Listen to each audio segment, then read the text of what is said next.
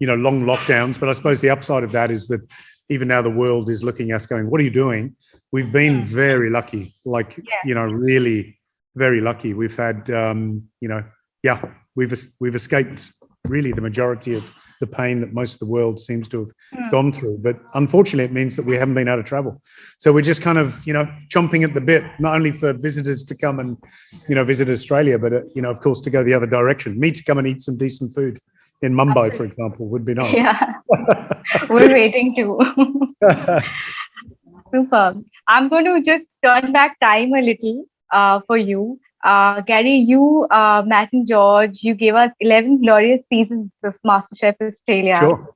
Yeah. For some of us Indians, like me, for example, I grew up watching you guys on TV and watching you guys bring international flavors and techniques. And you made that accessible to the average TV viewer, sitting at home. I'm sure stepping back was a big decision. How did you go about filling up that void? How do you look back on those years? Look, I mean, I think all of us feel the same, certainly from my perspective. I couldn't have wished for anything, more amazing in my life. It was not only a game changer for food on Australian television, and also, in India, for example, it was just, it took everybody by storm, it became like this massive show, and nobody expected it ever to be as influential as it was.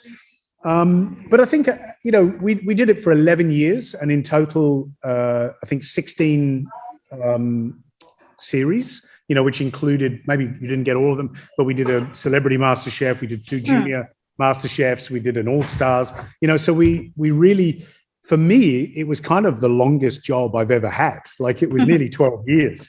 And we always said to each other that if we were ever to leave, we wanted to go gracefully. We wanted to pass the baton on to somebody else, and to do something else. And to be honest, I think in that final year for all of us, and I can speak for myself, I particularly felt that it was time to move on and do something else. And so, I'm 54 now. I'm not getting any younger.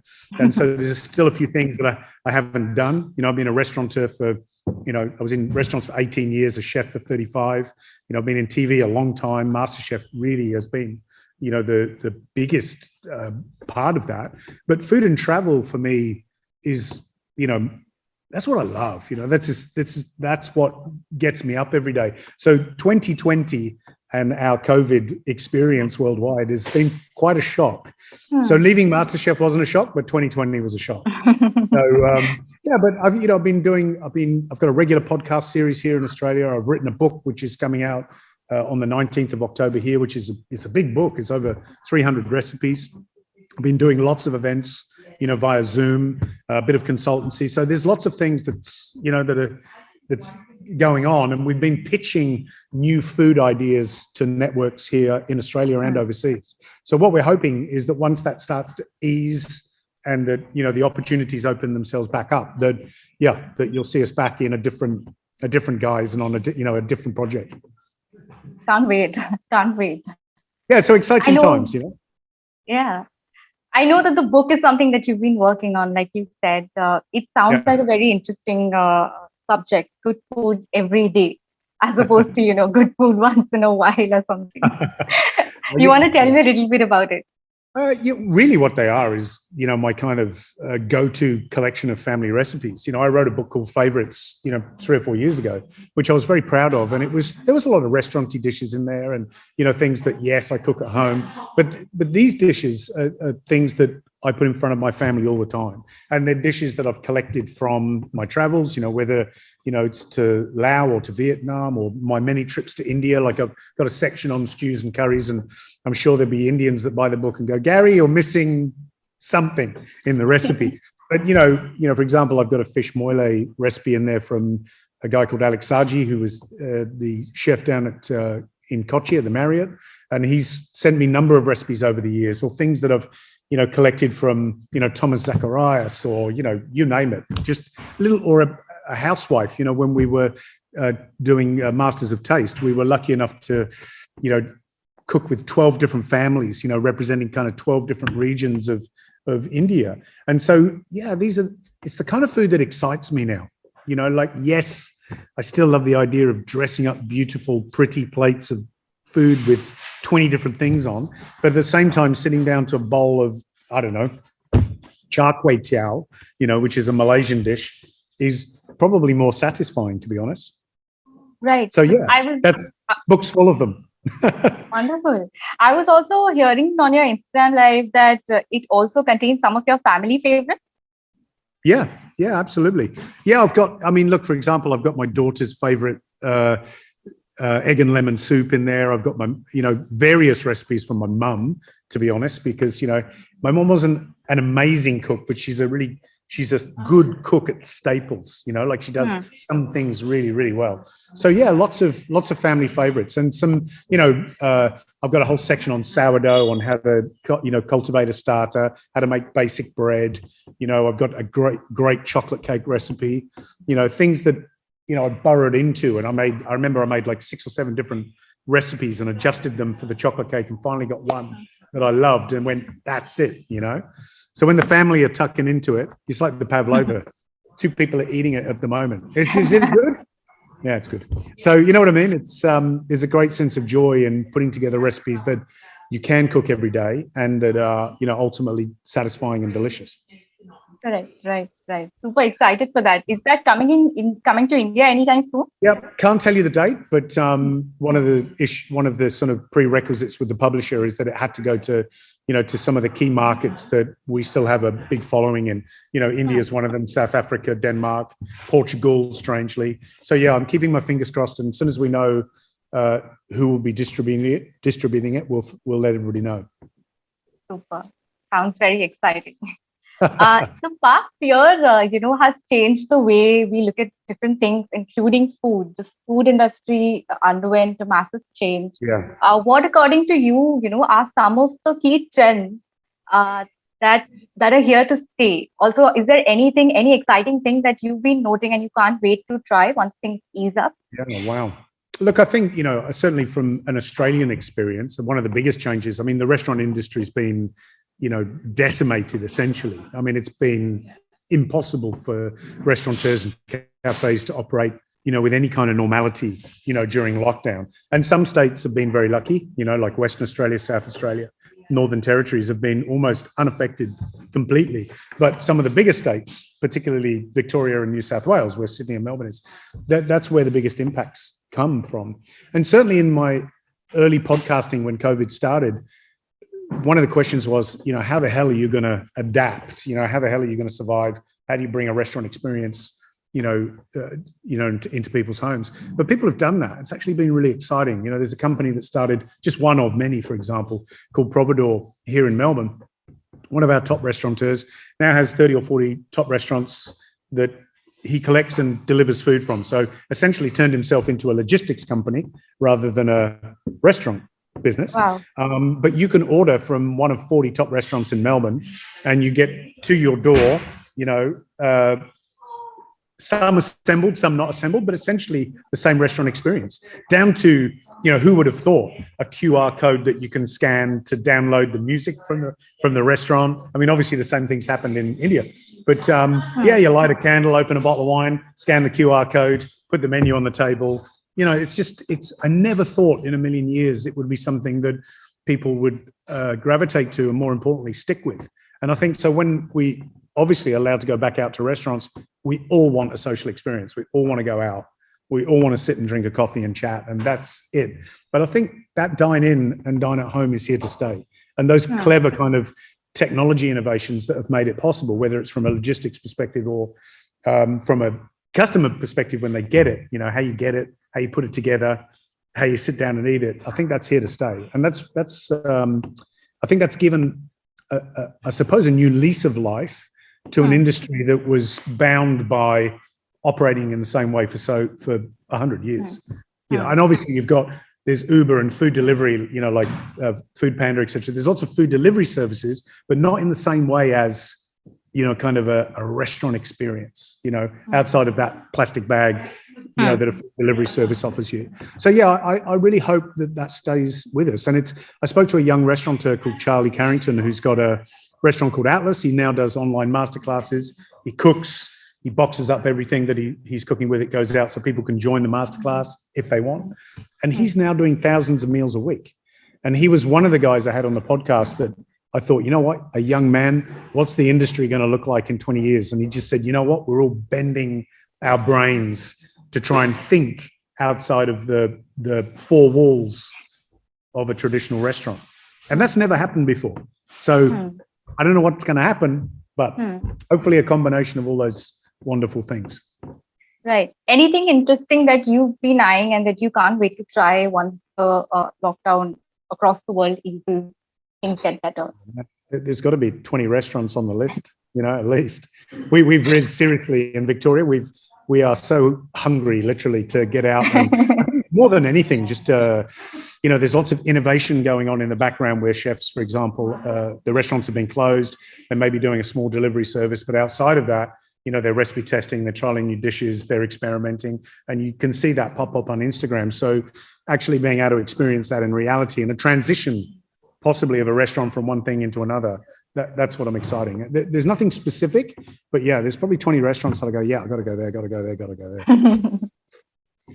And travel, obviously. Travel, I booked my airline tickets, Flexi airline tickets. I just got to find out when I can go. What's next on your travel itinerary, though? I think, honestly, it's going to be back to the UK. It may be back through Southeast Asia, maybe Singapore. India, I'm not sure. Obviously, I'd love to come out as soon as possible. There's lots of opportunity there. And also from a travel perspective, there's still many things that I'd love to do. Certainly going up to, the north, the Himalayas, Malawi, and places like this is on the bucket list. And going down south particularly. I've never really, experienced anything further south than Bangalore. So to go certainly onto the coast and around, the southeast and around is something that is on the bucket list. But yeah, I've got family in the UK I haven't seen for 2.5 years. My father sadly passed away last year, didn't see him.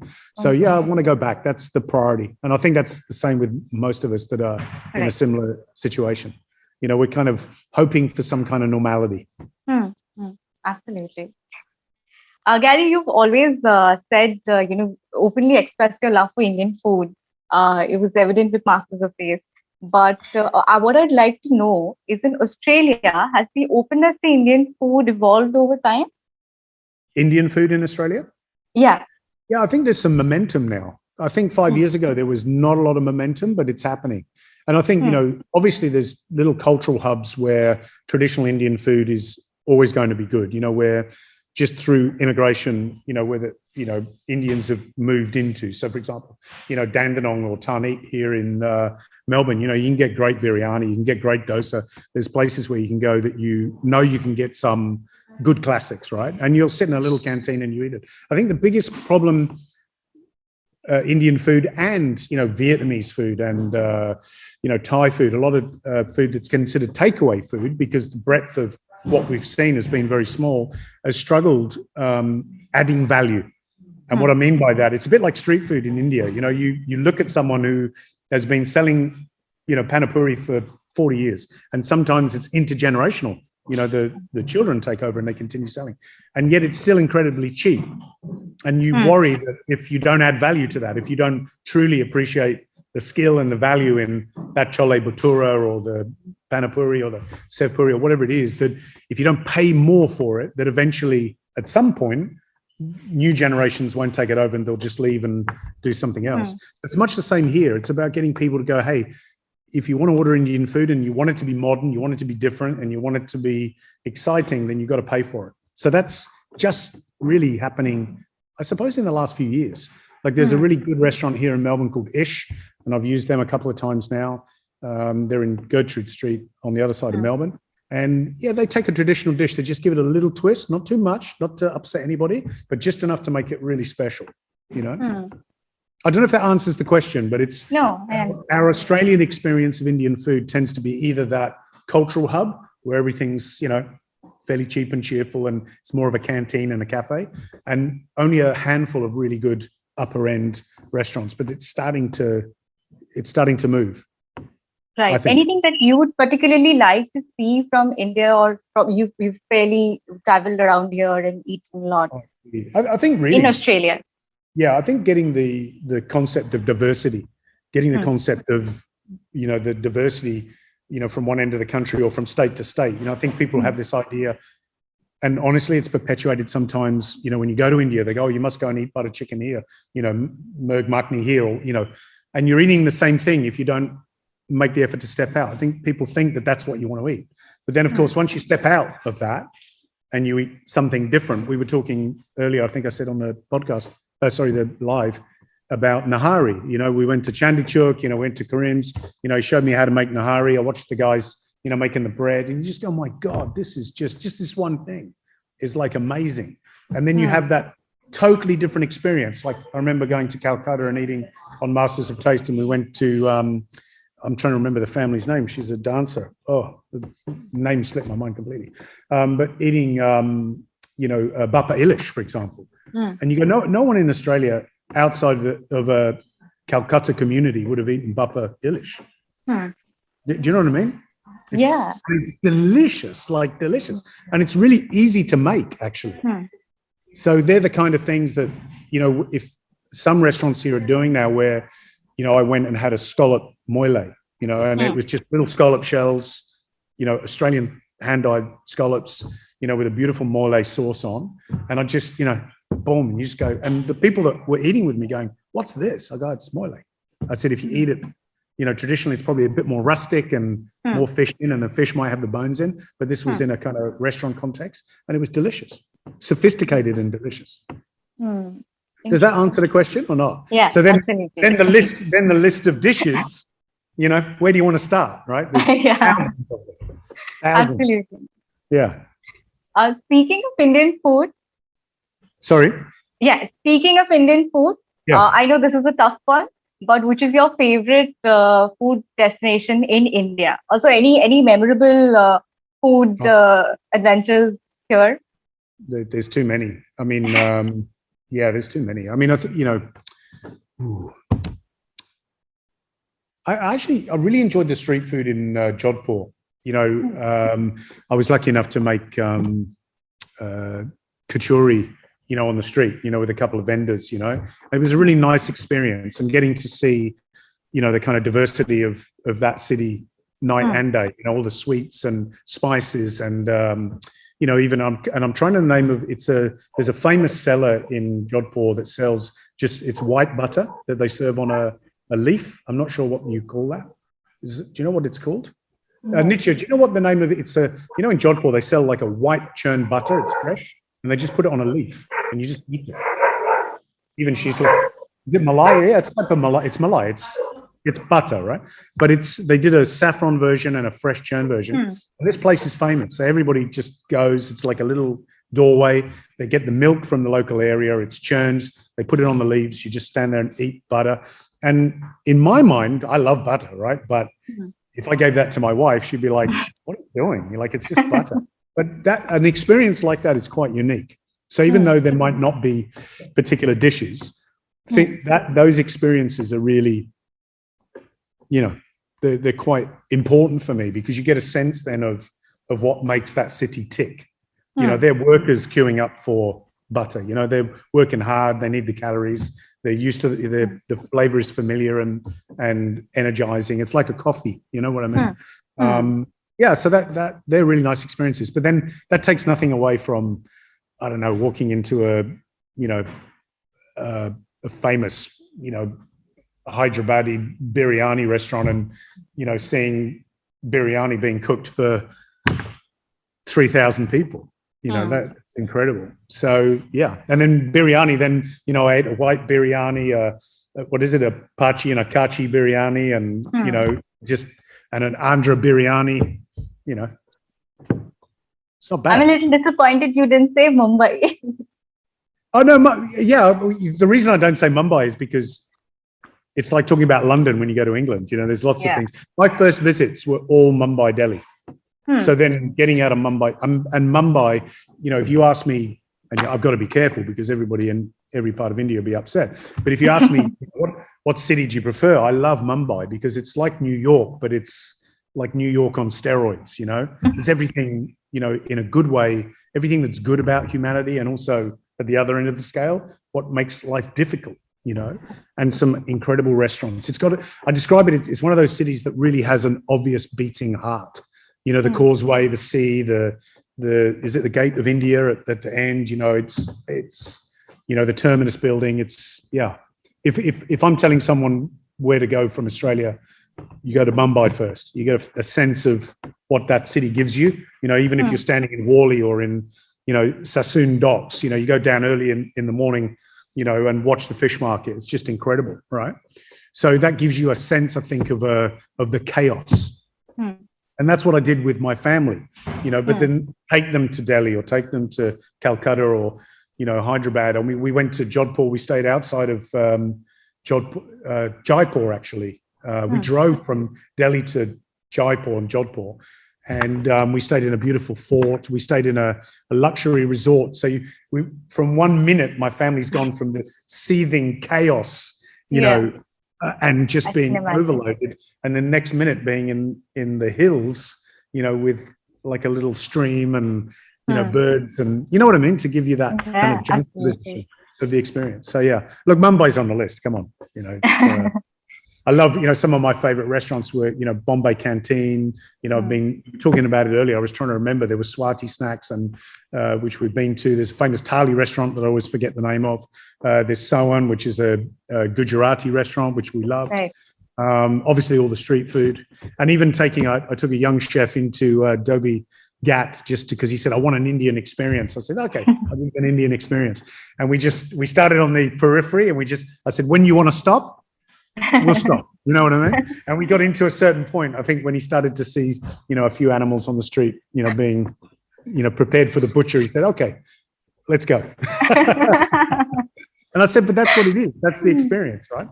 Right. Any Indian chefs that you've been following and you think are the ones that the world should watch out for?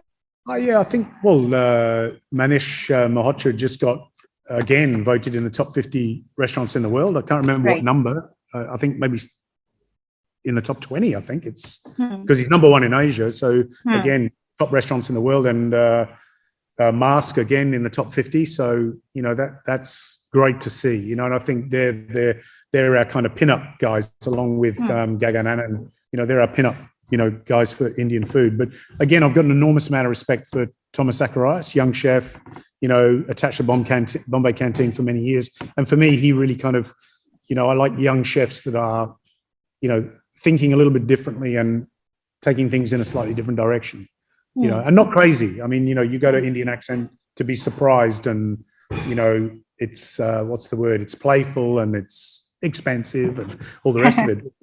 You could go to Bombay Canteen and you could eat, what's the dish? Is it Sasan Kheer Saag? Which is classic, but then it served popcorn and cornbread on top, and maybe for you and me, we would love that. But for more traditional people, they go, you can't put cornbread with this dish. And you go, you can, So yeah, I think probably they're the guys that stand out. And of course, I've lost touch a little bit. I think that there's Manish opened a second restaurant in Delhi in the business district. I think it was Komidan, or trying to remember the name. And it was just his way of, I suppose, putting in a restaurant context all of the popular dishes that we all know we want to eat and we don't want them to be played with, just done really beautifully. I'm trying to remember the name of the restaurant. We've got it on my Instagram, actually. I'll follow it. Yeah, Instagram is bringing us all a lot more closer. Yeah, it's easy to see what people are doing for dinner the night before in some of the world restaurants. Absolutely. You've cooked for a lot of celebrities over the years. Is there anybody still on your wish list that you would like to cook for?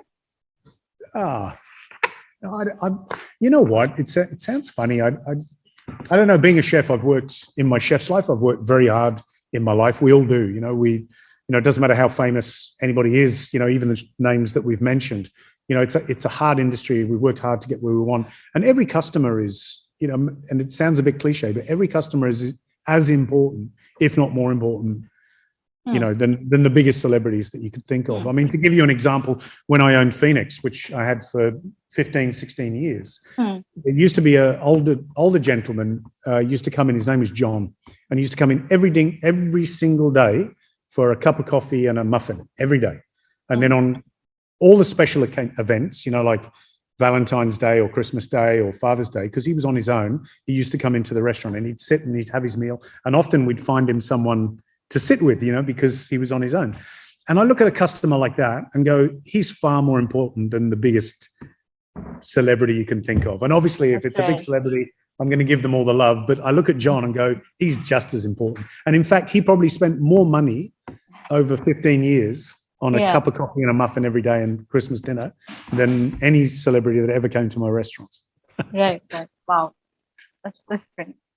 Thank goodness for customers like that. You know what I mean? So, yeah, no, absolutely. And in hospitality, that's the way we think. We've always got to think that, every meal is as important as the last. And there can be 4 of you on a table. And if your meal isn't quite right, or the waiter was a little rude or, something was a bit off and you didn't know what it was and you didn't want to ask a question, that can spoil that whole experience for you. And that's a customer lost for us. As much as it's important to have a celebrity come in and Instagram that it's a great restaurant because people will go, in the end, your most loyal customers are earned through your service and your goodwill and good food, right? Absolutely. That's something I think has become much more important now, with restaurants opening up slowly and inviting customers back. Yeah, and to see your regular reputation. See your regulars come back and support you. And you can sense it here in Melbourne is the fact that, when you order a meal, a take-home meal, or a delivered meal that, often, and maybe just, I'm lucky because they know who I am, but they'll bring it to you, and, Gary Mehigan, who's got a Vietnamese restaurant here in Melbourne, she's a fantastic chef and cook. And she, last 2 years ago, she had 4 or 5 restaurants. Now, out of all this difficulty, she's really just got 2. One major restaurant and a pho takeaway restaurant called Pho Nom or Pho Nom. And, she's in the delivery van herself, She doesn't have a choice, she's knocking on your door and going, here you go. And then that kind of experience and that for you, you're going to go back to her restaurant when she reopens. Absolutely. You know what I mean? Yeah, 100%. So it's tough times. And, I really am inspired by the fact that many of these people have had their shoulder to the wheel now for, 18 months or more. So, I think November we're supposed to be opening back up here in Melbourne. So, we're going to go crazy. I'm sure. Is there any part of the world or any continent or any country that you're looking forward to visiting, which you haven't traveled to before and you want to explore the culinary? South America. I've been lucky enough to go to Peru, but I'd love to go to Argentina, Brazil. I mean, and they're just on the hit list. I've got a good Argentinian friend, and he cooks beautifully, but he always tells me how good the food is and shows me pictures, all these amazing dishes and restaurants. So they're on the hit list. Where else? I'm looking forward to going back to Japan. I've been a couple of times, but I really there's something about the culture and the cuisine that I'm very drawn to. I'm trying wild. It's very wild, really. But for some reason, Russia. There's a bit of me that wants to. It's further down the list. Yeah, but a couple of restaurants, there's been a few things that have popped up, a couple of restaurants in Moscow that have been a must go to visit. So there's a couple. The list goes on. Right. Yeah, I can imagine. Especially with the past 1 year lockdown. Yeah, absolutely. I'll wrap up the session with by going back to Australia again. I'm sure a lot of our readers and people all around the world are waiting to go back to Australia. Any recommendations for any food-related recommendations for such people? Wow, that's like asking for food recommendations to India, isn't it? Rather than like Mumbai or Worley specifically, like just like too big, Bandra. Give me restaurant recommendations for Bandra. It's a difficult one. I think probably on a broader kind of recommendation is that traditionally going to Australia meant Reef Rock and Harbour Bridge. So go to Sydney, go to Ayers Rock, go to the Great Barrier Reef. And I think a lot of people still think of Australia in that context. Whereas I try and encourage people, especially foodies, people that love food, to think of Australia as more of local destinations and local stories. So for example, the picture behind me is Bay of Fires, Tasmania, fly into Hobart, and explore Hobart, and then, drive out of Hobart. It's easy to find where to go, what bars to go to, lots of online resources. You can go to, if you're in Hobart, for example, you go to Templo, you go to Pigeonhole Cafe, or, you go to, Mona, which is the modern art gallery. You drive out of town and you go to Kettering, you go to Bay of Fires, you go to, you drive to Launceston, it's just, and breathe it all in. And along the way, what's amazing about the Australian landscape now is if you do your research, you'll find artisans and enthusiasts and foodies all the way. There's always something to see. There's cheesemakers, there's bakers, there's a little cafe that's doing something amazing.